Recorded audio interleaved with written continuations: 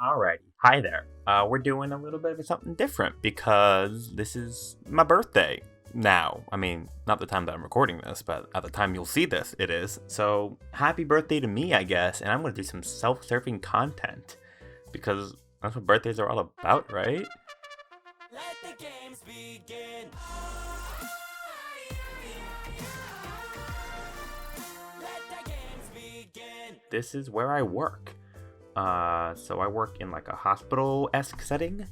I work in like the research department of the hospital setting. So there'll be some things that are censored because I don't want you guys following me to work. Not that anybody would, but if you do, that'd be bad because I could get fired for that. I'm not sure. Anyway, so front door, walking through. It's all shaky. I apologize. I was trying to do this early. So we go in. I gotta tap in, badge in, all that jazz. Oh, we're flying. Okay. Alright, vending machine. I spend actually a whole heck of a lot of time at the vending machine. I'm sorry, I'm fat Matt.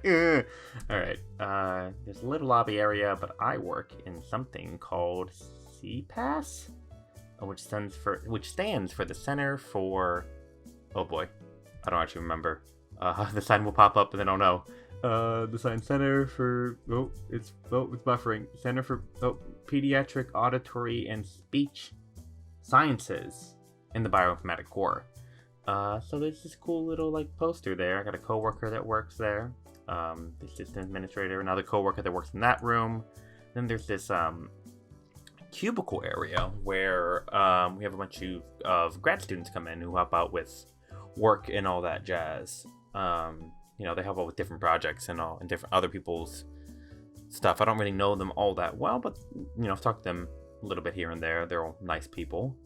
We got a little bit of a conference area where sometimes kids come in and play with the toys because we're a pediatrics place. So like a lot of toys, a lot of toys. You'll see a whole bunch of toys. It's like 90% toys. So yeah, more cubicles, a whole lot more cubicles, all the cubicles. Oh yeah, and here's what's really cool. We have these sound booths because it's auditory stuff, and so it's a lot of listening to what people say. Oh, right here, actually, this is I'm getting distracted, but this is it's a device that measures oral, nasal, and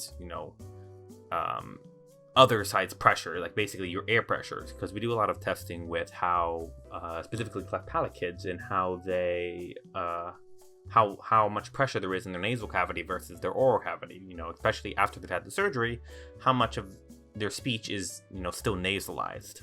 So basically, I don't know if I get in close. I do get in pretty close.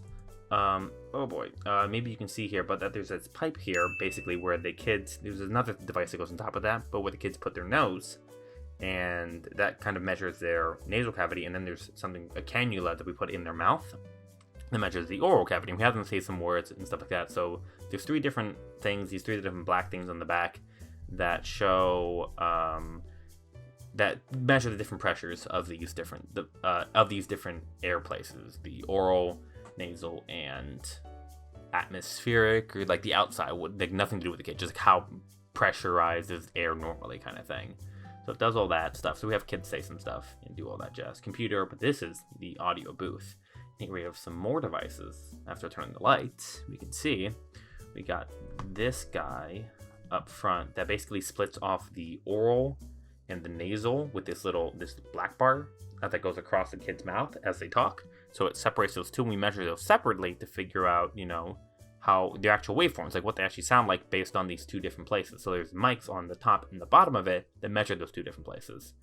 And then we have a regular mic, which we do our single mic recording, where we just have the kids say stuff, just so we can get how they sound normally, just given a microphone. We also record them with the tripod.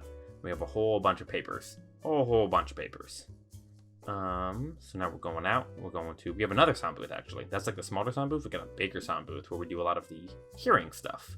So there's a whole bunch of devices in here that honestly, I'm not quite sure what to do. There's this guy. Is he there? Yeah, he is there. This guy that goes inside the kid's ear? Yeah, they're inside their ear and looks at the different things in there, basically, to make sure if they have like tubes or anything like that. Basically, these little small holes that go into the kid's ear. If they have like otitis media, so basically they have like liquid basically forming behind their eardrum. So the surgery happens where they put a tube in there that kind of like lets air get in there so that it can, the water can like, so it's not like filled up with water, so basically they can hear better.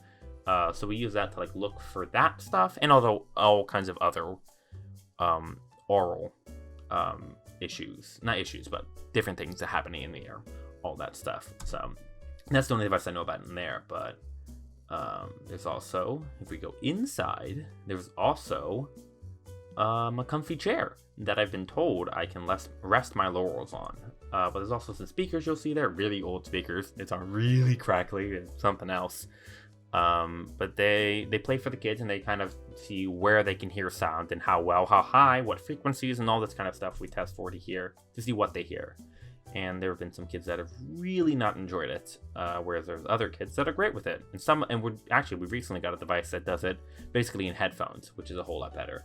Yep, so up there you'll see that there are a bunch of toys. There's a bunch of toys on the table that we just missed. And here's where my bosses work. My boss and then my coworker, they both work there. And then all our files. We got a whole bunch of files. There's more cubicles back here, but nobody works there. The fridge, the microwave, because office life. And then we have our conference room where we spend our Tuesday afternoons. So we all sit here, and there's a whole bunch of books back there that I have OCD and keep organizing because OCD kicks in high. And then we got some more posters, and then we have my office. Yes, I have a office, and my name is on there, but it's probably blurred out. Yeah, because censoring and all that jazz. But this is my office. So we have, my Mountain Dew, which is filled with water right now because I lost my water bottle. We have my squishy toy, because I love it and it's adorable and it's so much fun to play with. An optical illusion thing that I got from my older brother for like a birthday present kind of thing. We got some plants that I've since taken home because I'm working from home now.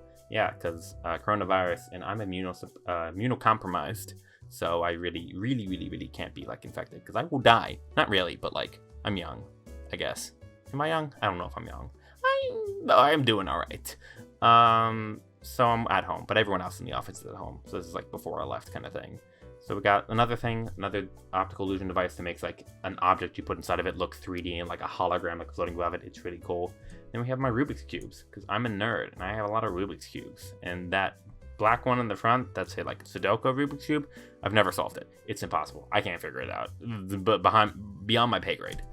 Then we got my 2 monitors because yes, I have even more monitors at work. And then we have my books, the American Dictionary and the phonological book, a book about phonology, because we deal a lot with that kind of stuff. So any of you like chorus nerds out there that had to do IPA, it actually plays into my job. And I remember saying back to like my chorus teacher, I was like, oh, I'm never going to use this because I like failed an IPA test. And she was like, you never know when this will come back. And I was like, I'm never going to come back. And then it came back and I felt really salty. And she was ecstatic to hear that. Yes, we have some other stuff. Oh yeah, and then I recently had a kid come in and decided to decorate my file cabinet. I'm not sure what else to say. I mean, it's adorable. She was absolutely adorable, and it was the funniest thing. The mother was like, don't. She was telling her kid like to not do it or whatever, to stop what she was doing. But she was, and I was like, I don't care. I mean, I don't put anything in there, on there, or do anything. So I was like, go for it. So she also, if you see that she taped the file cabinet shut so that nobody can get inside. She's like, nobody's allowed inside except me when I come back, which I thought was adorable because I also won't see her for a year because that's like we see her once a year for this study. So, freaking adorable. And yeah, that's my office. So, self-serving content, yes. Hopefully you enjoyed it. Got a little bit of insight into my life. Hopefully I censored everything that needs to be censored so that, I can keep my identity a little bit scarce, but I also want to let you guys know a little bit about who I am. So there we go. Outro music is probably playing, so peace.